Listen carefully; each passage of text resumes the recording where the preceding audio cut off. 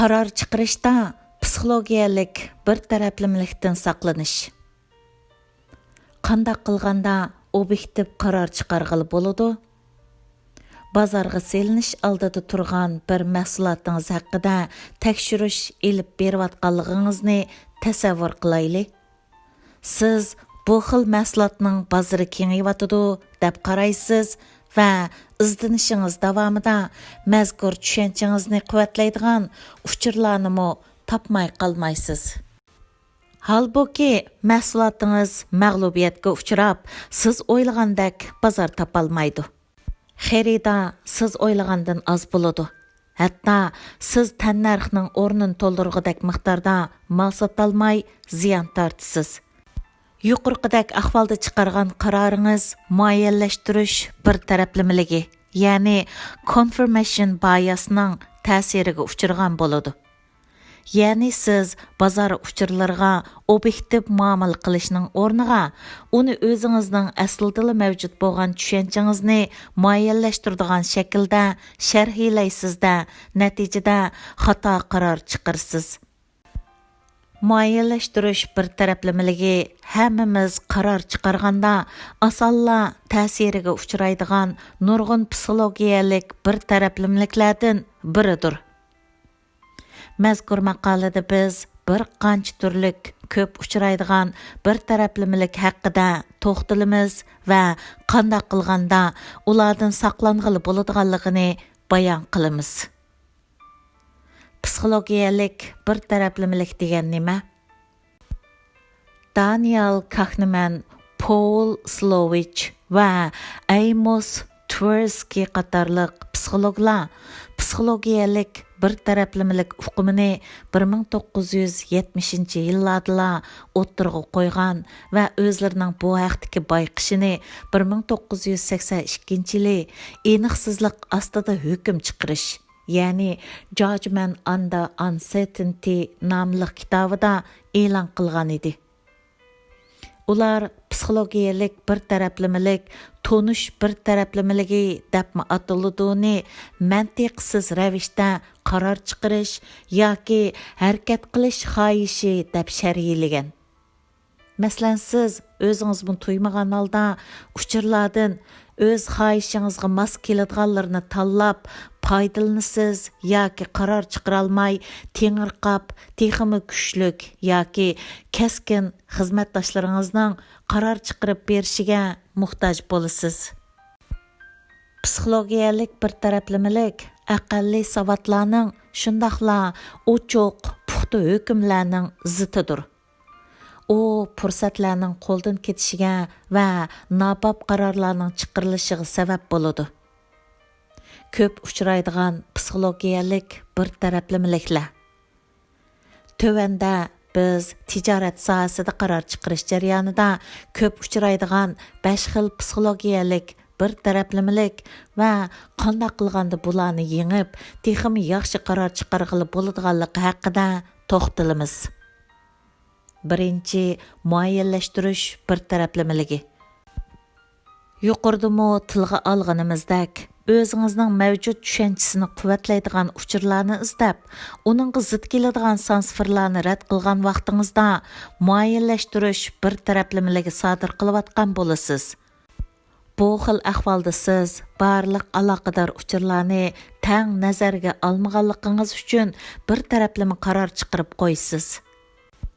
2013-yildagi bir tadqiqotda muayyanlashtirish bir taraflamiligining kishilarning statistikalarga qanday qaraydiganligiga ta'sir ko'rsatadiganligi bayqaldi. Mazkur tadqiqot natijasining sohiblari kishilarning statistikalardan o'zlarining mavjud tushanchisini quvvatlaydigan uchurlarni so'zib olish xohishi borligini, hatto statistikadagi sonliq ma'lumotlar ularning tushunchasiga zid qarashni quvvatlagan taqdirdami ahvolning yanada shundoq bo'ladiganligini o'ttirg'a qo'ygan. Demak, muayyanlashtirish bir taraflamiligi statistikani asos qilgan holda qaror chiqarish jarayonidagi ig'ir yoshurun masalalardan biridir. Qanday qilganda muayyanlashtirish bir taraflamiligidan saqlanğılı bo'ladi? Түшенче. Көз қарашларыңызға қырыс қылышқа ұрының. Bir emas, bir qatar mənbələrdən uçur egilishga tirishing. Məsələyə bir qancha xil o'xshamag'an nuqtai nazardan qarang. Yana bir xil usul shuki, o'y fikringiz haqida boshqalar bilan munozirlashing. Atrofingizda xilma-xil ko'z qarashdagi kishilar bo'lsin. O'zingiznikiga qarshi ko'z qarashlarga quloq selishdan qo'rqmang. Siz yana maxsus o'z ko'z qarshingizga zid uchur va kishilarni izlab topsingizmi yoki xizmat atirtingizda mo'yim qarorlarni chiqarishda maxsus o'qitichi ko'z qarashlarni yoqlaydigan biror odam ta'sis qilsingizmi bo'ladi. Ikkinchi, langar tashlash. Bu xuddi kema qirg'oqqa kelmay turibla langar tashlaganga o'xshash bevosita xulosaga o'tib ketadigan, ya'ni qarorni eng dastlabda erishgan uchurlarga tayinib turibla chiqirdigan bir taraflimilikdir. Buni tunji ta'sirot bir taraflimiligi deyishkimi bo'ladi. Bu xil ahvolda biror ahvol haqidagi tunji ta'sirotingiz shakllangan hamon boshqa ehtimolliklarni o'ylashingiz ba'zi mushkul.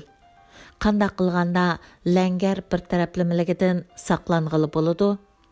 Langar bir taraflimiligi siz tez qaror chiqarishga majbur bo'lganda yoki siz umuman jiddiy harakat qilishga moyil bo'lganda ko'riladi.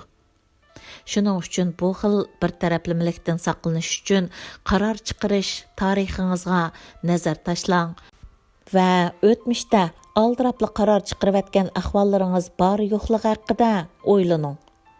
Ondan aldirmay qaror chiqara olish uchun vaqt ajirting va jiddiy qaror chiqarishdan besim his qilsangiz, texmi ko'p vaqt talab qiling. Uchinchi, o'ziga ziyoda ishinib ketish bir taraflimiligi. Bilimingiz va ko'z qarshingizga bo'lgan ishonchingiz ziyoda eshib ketganda, sizda bu xil bir taraflimilik sodir bo'ladi. Bu xil ahvolda siz o'zingizning ma'lum bir qarorni chiqarish jarayonidagi rolingizni amaliyotdagidan muhim deb o'ylab olasiz. Siz bu xil bir taraflimilikni yuqorida qayd qilgan langar bir taraflimiligi bilan tang sodir qilishingiz, ya'ni hissiyotingizga tayinib ish qilib qo'yishingiz mumkin.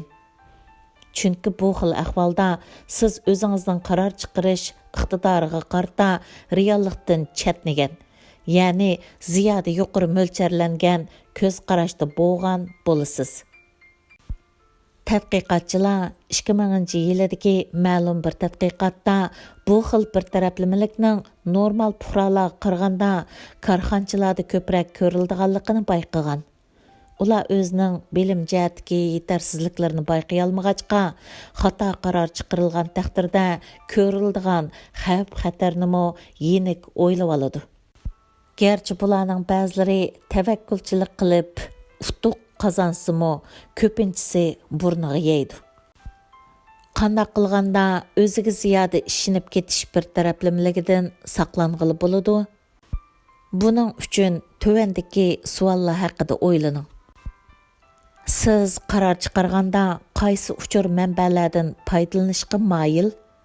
Ashu uchur manbalari reallikni asos qilganmi yoki siz hissiyotingizga tayinyapsizmi? Uchur to'plashga o'zingizdan boshqa yana kimlar ishtirok qilgan? Uchurlar sistemlik shaklda to'planganmi? Agar siz o'zingizning ishonchsiz manbalarga tayinyotganligingizni his qilgan bo'lsangiz, tafsiliy, obyektiv ma'lumotlarni to'plash uchun nimalarni qila oladiganligingizni o'ylang. 4. Qimorvozlarcha bir taraflimilik. Bu xil bir taraflimilikda siz o'tmishning kelgusiga ta'sir qildiganligini o'ylab olasiz. Buning klassik misollaridan biri tanga tashlashdir. Agar siz tanga tashlab, tanga uda 7 qatim o'ng tushsa, 8 qatimda ta'tir tushish nisbati cho'qim yuqori bo'ladi deb o'ylab olasiz. Shundaqla bu xil takrorliq qitim soni ko'paygansiri sizning kelar qitim cho'qim boshqacha natija chiqadi degan farzingiz shuncha kuchaydi.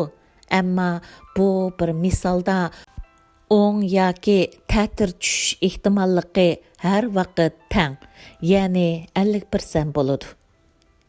Qimorvozlarchi bir taraflimilik savdo sohasi uchun xatarlikdir. Buning yana bir misoli shuki, siz noiti turaqsiz bir bozorda mablag' silish tahlilchisi bo'lsangiz va o'tmishdagi mablag'laringiz joyiga silingan bo'lsa, siz bu xil utuqlaringiz sababli yana bir qatim texmi zo'r so'mliq mablag' solmoqchi bo'lasiz. Amaliyotda buning natijasi to'limi aniqsizdir. Chunki bu qadar turaqsiz bozorda o'tmishdagi bir qancha qatimliq utuqingiz kelgusidagi utuqingizning kapolat emas. Qanday qilganda qimorvozlarchi bir taraflimilikdan saqlanғылы bo'ladi? 2008-yildagi bir tadqiqotda agar qaror chiqarg'uchi aloqador uchurlarga vaqt tartibi bo'yicha bir boshdan qarab chiqishdan, ya'ni shundaqla bu xil tartibdan allaqandaq qonuniyatlarni yakunlab chiqishdan saqlansa, qimorvozlarchi bir taraflimilikning sodir bo'lish nisbatining tuvallaydiganligi ko'rsatilgan. Shuning uchun qimorvozlarchi bir taraflimilikdan saqlanay desangiz, bozor yuzlanishiga bir qancha xil o'xshamagan nuqtadan qarashga kapolatlik qiling. 5. Tüpki sababni xulosalash bir taraflimiligi. Bu ishdan chataq chiqqanda vaziyatni nazarda tutgan holda obyektiv kuzatishning o'rniga boshqalardan vaysash xohishidir.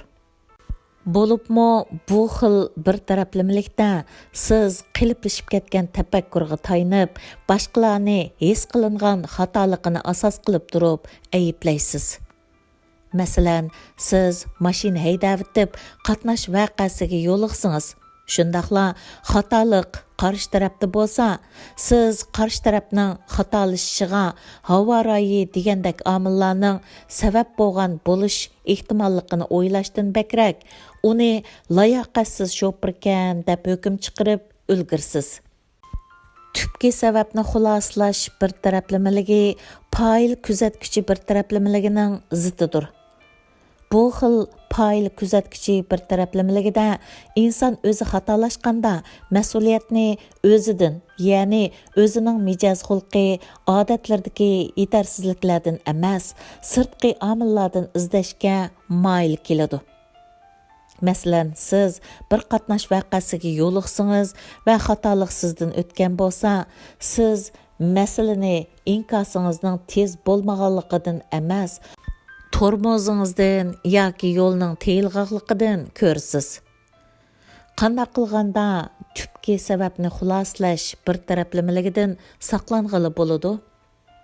Buning uchun vaziyatni va uning aloqador kishilarni bir taraflimilikdan saqlangan holda to'g'ri kuzatish, ularga kultural aql, ya'ni cultural intelligence va hissdoshlik bilan muomala qilib, ularning nima uchun shu xil xatolikni sodir qilganligini tushunishga tirishish kerak.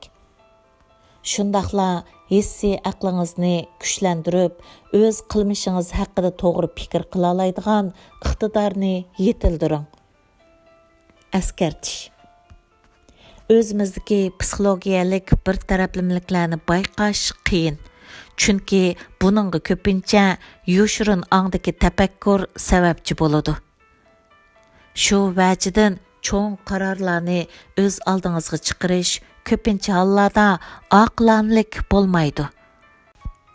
Daniel Kahneman, Dan Lovallo va Olivia Siboni 2011-yili Harvard Soda obzoridagi maqolasida bu vaqt to'xtalib, muhim qarorlarni o'pchi chiqarish kerakligini tilga olgan. İngilisçidən tərcüm qılğuçı ھېكمەتيار İbrahim. Mənbə, Uyğurlar tor ژورنىلىنىڭ 10-sanidan elindi.